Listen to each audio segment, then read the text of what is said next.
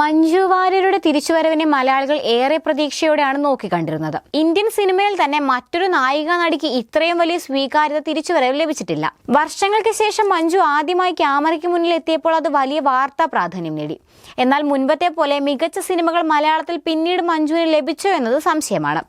താരപദവിക്കപ്പുറം അഭിനേത്രി എന്ന നിലയിൽ മഞ്ജുവിന്റെ കഴിവ് പ്രകടിപ്പിക്കാൻ സാധിച്ച സിനിമകൾ രണ്ടാം വരവിൽ വിരളമാണ്. നടി അഭിനയിച്ചവയിൽ സാമ്പത്തിക വിജയം നേടിയ ചിത്രങ്ങളും കുറവാണെന്നത് വാസ്തവമാണ്.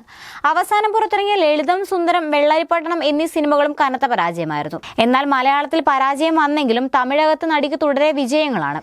തമിഴിലെ അരങ്ങേറ്റ ചിത്രമായ അസുരൻ മികച്ച വിജയം നേടി. രണ്ടാമത്തെ ചിത്രം തുനിവിലും മികച്ച പ്രകടനം നടി കാഴ്ചവെച്ചു. അണിയറയിൽ ഒരുങ്ങുന്ന രജനീകാന്ത് ചിത്രത്തിലും മഞ്ജുവാണ് നായിക. സ്വന്തം ശബ്ദത്തിൽ ഡബ് ചെയ്യുന്നതാണ് മഞ്ജുവിനെ തമിഴകത്തെ മറ്റ് നടിമാരിൽ നിന്നും വ്യത്യസ്തയാക്കുന്നത്. വർഷങ്ങളായി തമിഴ് സിനിമയിൽ അഭിനയിക്കുന്ന നയൻതാര, തൃഷ തുടങ്ങിയ താരങ്ങൾ പോലും ഡബ് ചെയ്യാറില്ല. പൊതുവെ തമിഴ് സംസാരിക്കുന്ന സിനിമാ താരങ്ങളോട് തമിഴ് ജനതയ്ക്ക് പ്രത്യേക മമതയുണ്ട്. ഇത് മഞ്ജുവിന് ഗുണം ചെയ്യുന്നുണ്ട്. മഞ്ജുവിനെ പ്രശംസിച്ച് മുൻപൊരിക്കൽ നടനും സംവിധായകനുമായ പാർത്ഥിപൻ സംസാരിച്ചിട്ടുണ്ട്. ഇദ്ദേഹത്തിന്റെ വാക്കുകൾ വീണ്ടും ശ്രദ്ധ നേടുകയാണ്. തമിഴ്നാട്ടിൽ കൃപാനന്ദ വാര്യർ എന്ന സ്വാമി ഉണ്ടായിരുന്നു. അദ്ദേഹവും മഞ്ജുവും തമ്മിൽ വ്യത്യാസമൊന്നുമില്ല. കൃപാനന്ദ വാര്യർ ആത്മീയ പ്രഭാഷണം നടത്തുന്നു. മഞ്ജു ആത്മീയത പ്രസംഗിക്കുന്നില്ലെങ്കിലും സ്ത്രീയുടെ ശക്തി എന്താണ്, അഴക് എന്താണെന്നതിന് തെളിവാണ്. കമ്പി വെറുതെ ഇരുന്നാൽ തുരുമ്പ് പിടിക്കും. കമ്പിക്കുള്ളിൽ ഒരു കറണ്ട് ഉണ്ടെങ്കിൽ അവസാനം വരെയും അത് തുരുമ്പ് പിടിക്കില്ല.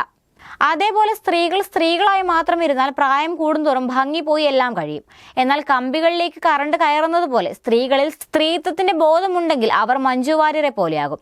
നിങ്ങളുടെ സിനിമയും അഭിനയം ഒക്കെ കാണുമ്പോൾ അഭിമാനം തോന്നുന്നു. ഒരു പെണ്ണ് തന്റെ ഉള്ളിലെ ശക്തിയെ തിരിച്ചറിഞ്ഞ് ജീവിക്കണമെന്നതിന്റെ ഉദാഹരണമാണ് മഞ്ജു വാര്യർ എന്നാണ് പാർത്ഥിപൻ പറഞ്ഞത്.